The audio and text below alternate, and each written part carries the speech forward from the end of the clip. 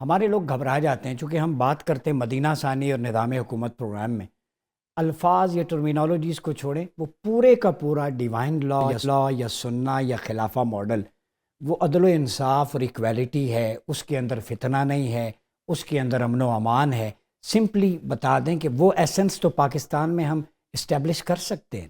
بالکل کر سکتے ہیں۔ دیکھیں بات یہ ہے پاکستان میں کیا، اگر آپ اس کا ایسنس دیکھیں تو آپ کو ابھی بھی بہت سارے غیر مسلم ملکوں میں وہ جو ویلفیئر اسٹیٹ کا، جس میں well being of the people اس کا فوکس ہے، وہ غیر مسلم ریاستوں کے اندر آپ کو نظر آئے گا۔ دیکھیں نام جو ہوتے ہیں نا، نام یا جو انسٹیٹیوشنس کی ٹرمینالوجی ہوتی ہیں، وہ ایک ایوولوشن پروسیس ہوتا ہے، اس میں وہ تبدیلی آتی رہتی ہے۔ اصل چیز ایسنس کی ہے۔ وہ ہمیں اس سے کوئی غرض نہیں کہ ہم عدالت کو قاضی کورٹ کہتے ہیں یا شریعت کورٹ کہتے ہیں یا سپریم کورٹ کہتے ہیں یا ہائی کورٹ کہتے ہیں، ہمیں غرض اس سے ہے کہ وہ جسٹس پرووائڈ کرے، وہ جسٹس پرووائڈ کرے جو کہ رسول اللہ صلی اللہ علیہ وسلم کی سنت ہے۔ یہ سنت ہے، بالکل بڑی امپورٹنٹ چیز ہے کہ اگر میری بیٹی بھی ہوتی تو اس کو بھی سزا ملتی، اور خلفۂ راشدین نے اس سنت کو جاری رکھا۔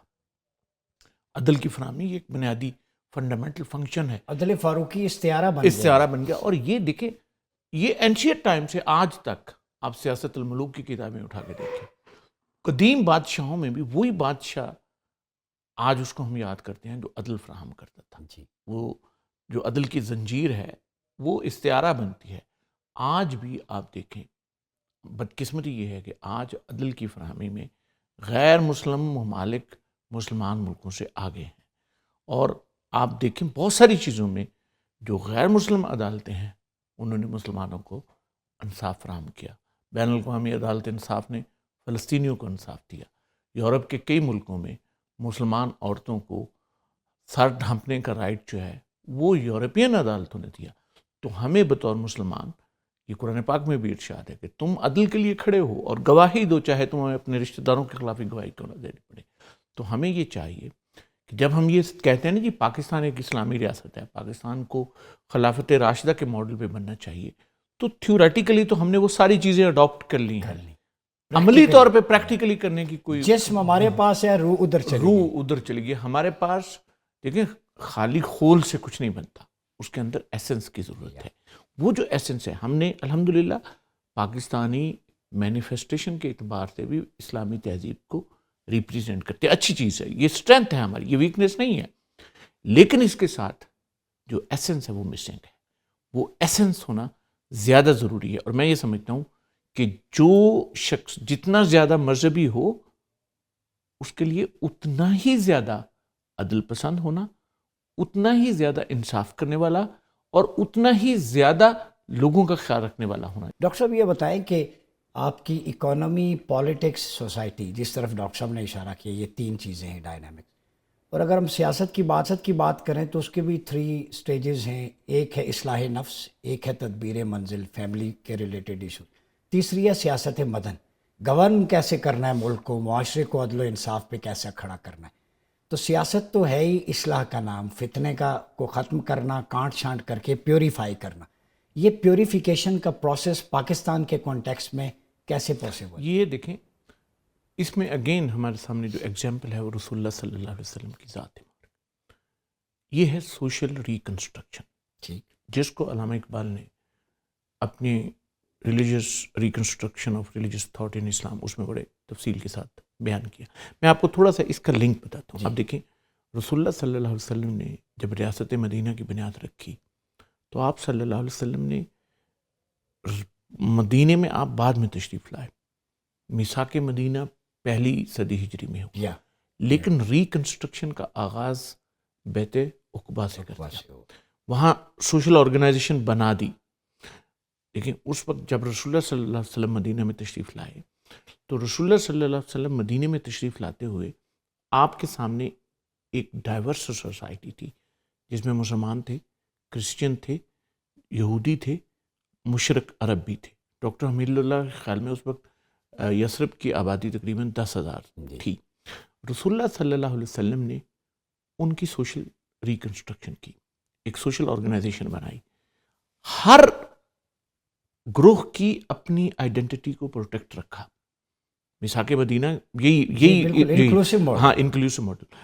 جو یہودی ہیں ان کی آئیڈینٹی کو پروٹیکٹ رکھا, عیسائیوں کی آئیڈینٹی کو پروٹیکٹ رکھا, مشرکین کی آئیڈینٹی کو پروٹیکٹ رکھا, مسلمانوں کی آئیڈینٹی کو پروٹیکٹ رکھا.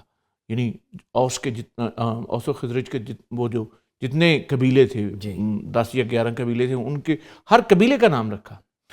اسی طرح جو مہاجر تھے, مہاجروں کے فیمس کلاسیفیکیشن تھی بنو ہاشم اور بنو امیہ, اس کو بھی برقرار رکھا.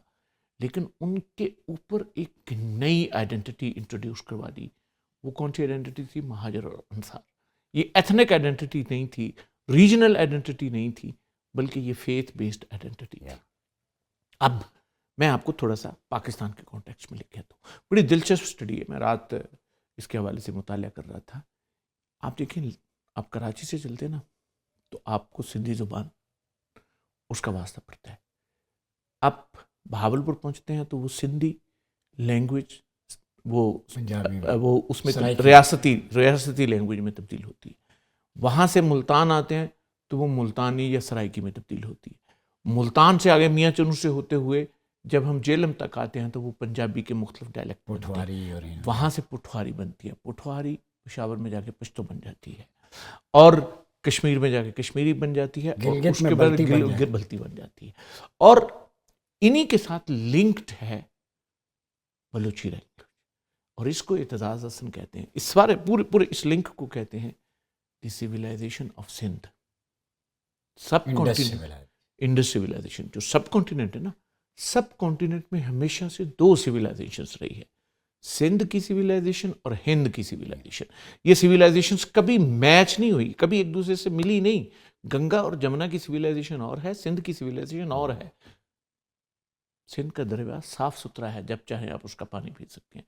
گنگا اور جمنا کا پانی گندا ہے کیونکہ اس میں شروع سے ہی لاشوں کو جو ہے وہ کیا جاتا تھا.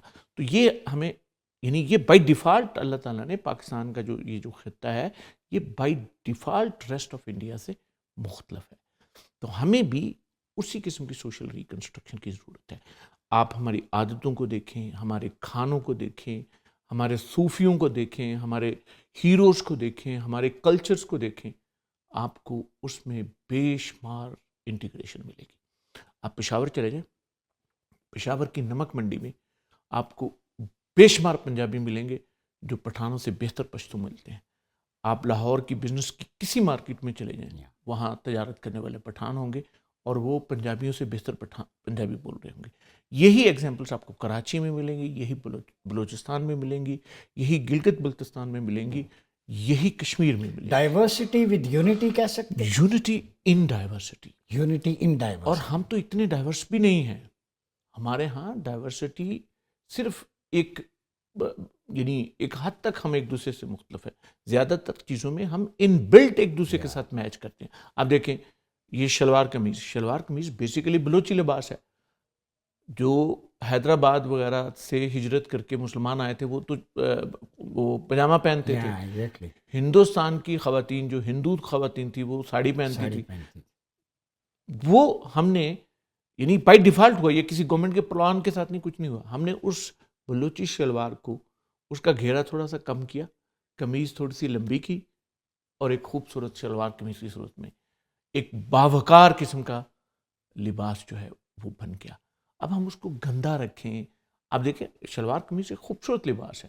آپ دنیا میں کہیں بھی شلوار قمیض پہن کے چلے گئے, صرف اس وقت ہمارے لیے وہ پریشانی ہوتی ہے, برا لگتا ہے جب ہم اس کو خیال نہیں کرتے, لباس کا اہتمام نہیں کرتے. ابھی میں ایک سفر پہ گیا تو وہ ایئر لائن سے وہ نکلے, اب 2-4 لوگوں نے وہ ایئر لائن کا جو ٹاول تھا وہ اٹھا لیا, تو سب نے ان کی دیکھا دیکھی وہ اب وہ جہاز سے باہر نکلے اور سب نے وہ جو کمبل ہوتا ہے بلینکٹ ایئر لائن کا وہ اٹھایا. وہ اس قسم کے بیڈ ریفلیکشنز ہم دیکھ کے پاکستان کی شہرت کو خراب کرتے ہیں.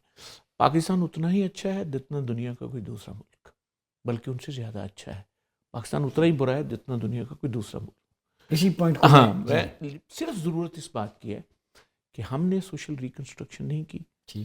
ہم نے اپنی سوسائٹی کے اندر, ہر سوسائٹی نے, اور یہ خلافت راشدہ میں بھی ہوا. رسول اللہ آخر اتنی بڑی اسلامی سویلائزیشن کیوں بنی؟